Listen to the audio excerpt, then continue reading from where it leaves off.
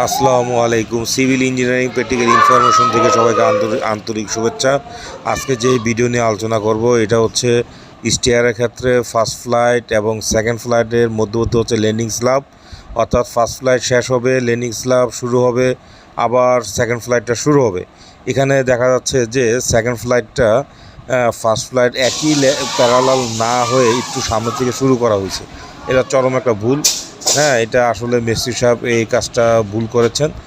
অতএব আপনারা খেয়াল রাখবেন, ফার্স্ট ফ্লাইট এবং সেকেন্ড ফ্লাইট একই বরাবর থাকবে।